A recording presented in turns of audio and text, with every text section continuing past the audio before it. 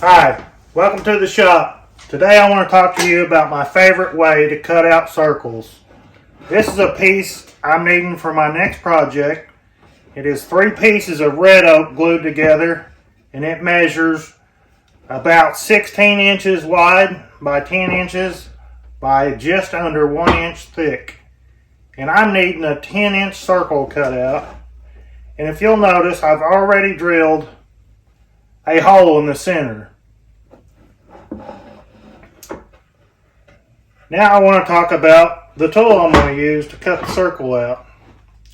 I'm not saying this is the best way or the only way, because it is not the only way and might not be the best way for you, but it's the way I like to do it.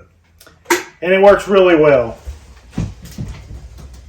And on the bottom of my trim router, I have mounted what's called a circle cutting jig. And the way it works is it has a pivot point right here that's adjustable.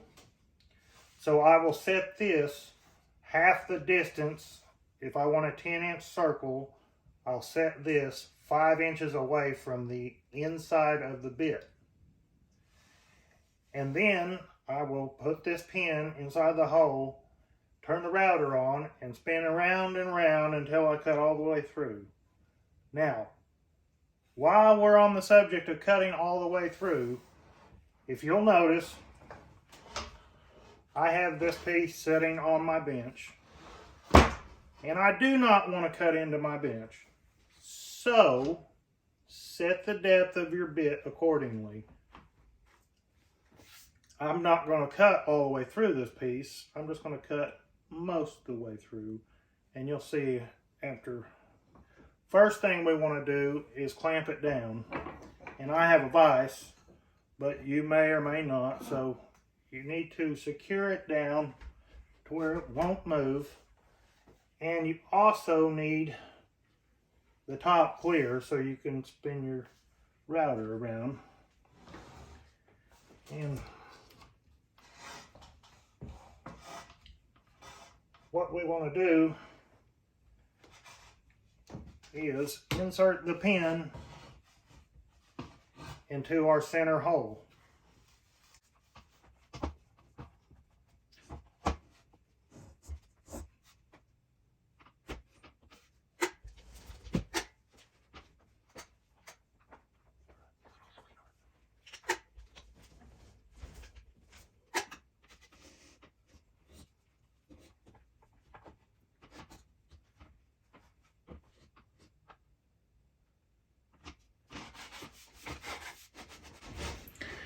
Now you can kind of see what's going on here.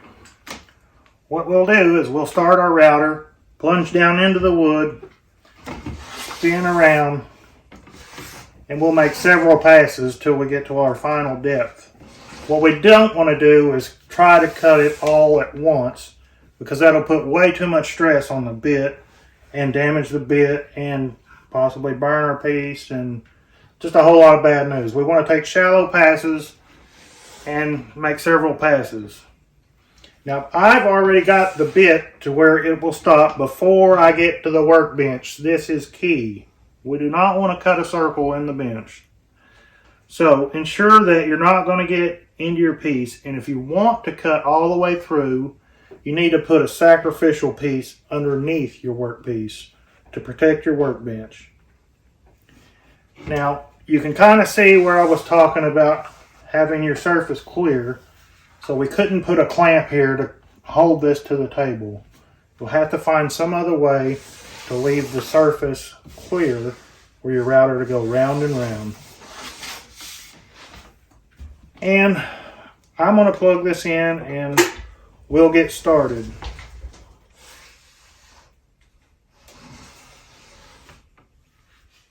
We want to ensure that our cord is up out of the way and it's not going to get hung up as we go around. So we'll make sure we can spin freely there. If you can, up out of the way is best. Now, a couple other things I want to talk about is safety. One of the most overlooked things is light. We want to ensure we got plenty of light so we can see what we're doing. We're not struggling to see. And also, if possible, dust collection. I've got dust collection hooked up, and I got the shop vac here close. So we'll get a hose and put on there and make sure it's not going to get in the way.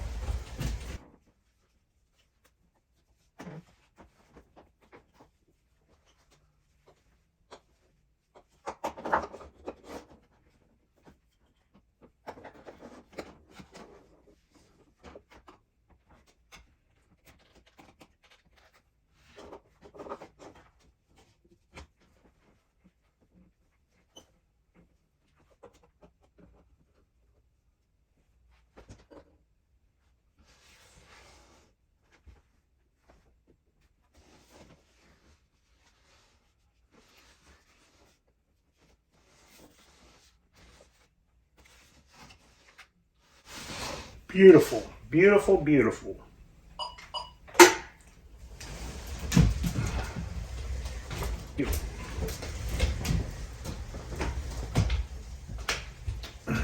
A few other things I want to mention before I get started. One is a dust mask. Anytime I'm making sawdust, I want to protect my lungs, and you should always, always, always, always wear a dust mask. Even if you got dust collection going, there's going to be tons of fine dust going in the air that you may not see, but it is very important to wear a dust mask. Also, safety glasses are a must. And hearing protection. Earplugs are a must. This thing is loud, and once it starts cutting wood, it's even louder. On top of that, I'm going to have the shop vac going, and I like my hearing. One of the few things I have left, I'm going to protect it as much as I can. On top of that, I also like to wear a face mask. You'll see me before I get started. I'll put a face mask on anytime I'm running anything that cuts at high speed. I want to protect my face. And even more importantly, because I'm sitting at such a low spot, my face is usually right next to whatever's doing the cutting, so I always put a face mask on.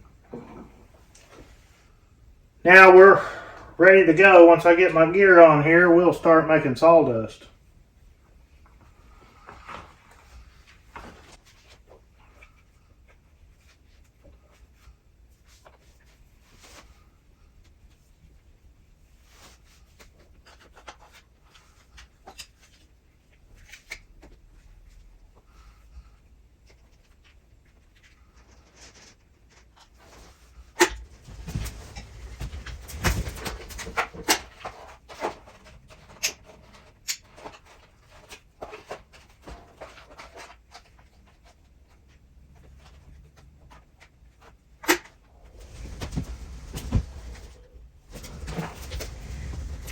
All right, I think we're ready now. Here we go.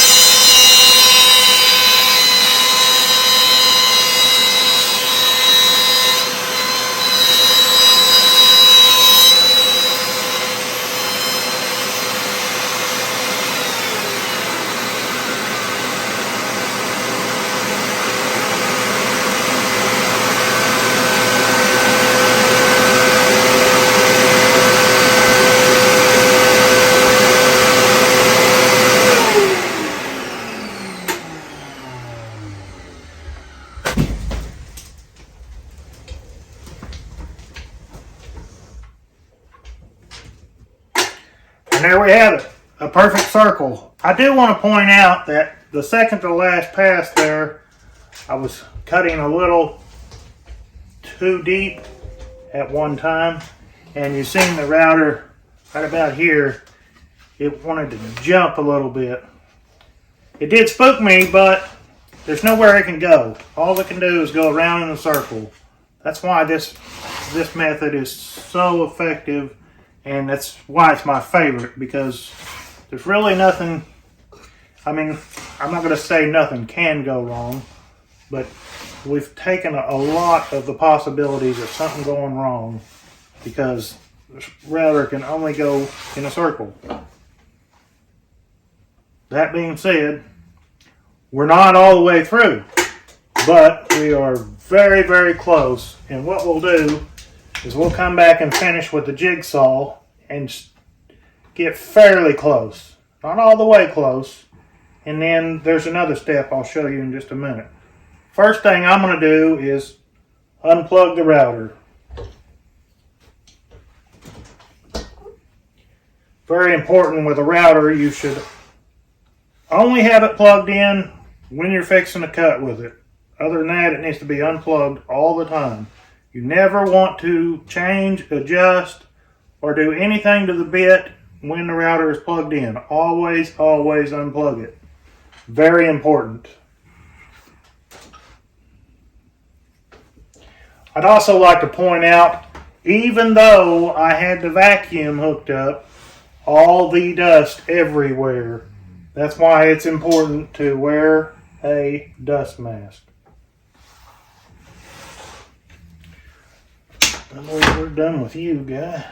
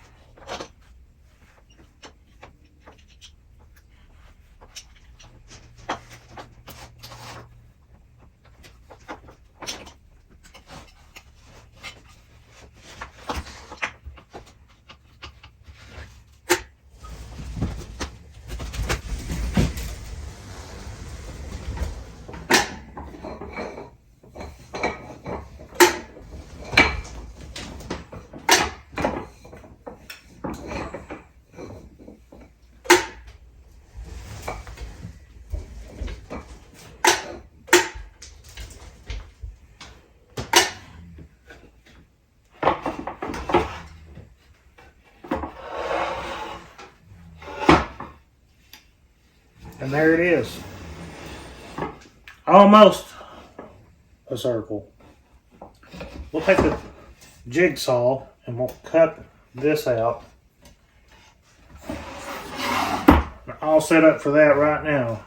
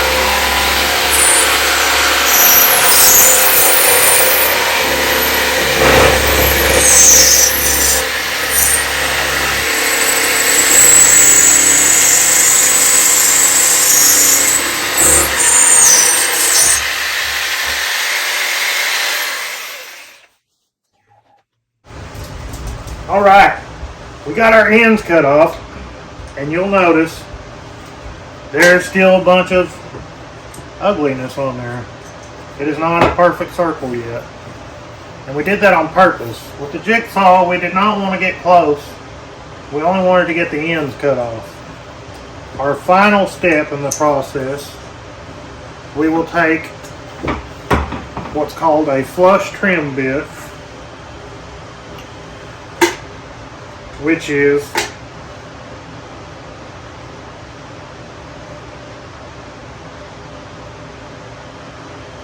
this little guy right here. And you'll notice it's got a bearing here at the top. We will put the bearing on this perfect top part, and everything beyond that will get cut flush, hence flush trim bit. Now I've got one set up in the router table already, and since I have a router table, we're going to do that. If you didn't have one, you could use a handheld router and this bit, and it accomplish the same thing. So we're going to do that real quick, and then we'll see what we got left.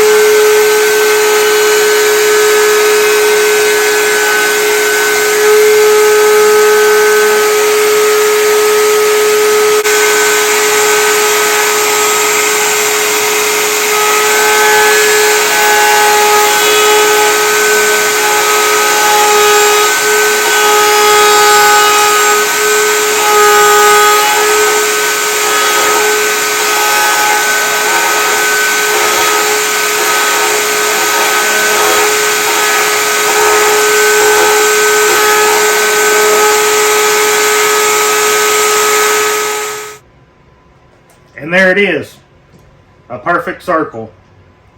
Those last two steps in the process, it took me longer to set up for the cut than it did to make the cut. But the result is well worth the setup. This circle come out really nice. And it occurred to me, I've probably raised more questions on this circle cutting jig than I've answered. So I'll make a separate video and go more in depth on this jig and how I made it. And the different types. They're sold commercially, or they're really easy to make. You can make them really fancy like this one, or super simple and easy. But that being said, we'll cover, for the sake of time, we'll cover all that at a different point in time. The project that this piece is for is going to be a mug tree, and I'll put a picture here somewhere, somehow or another, of what one looks like if you've never heard of a mug tree. But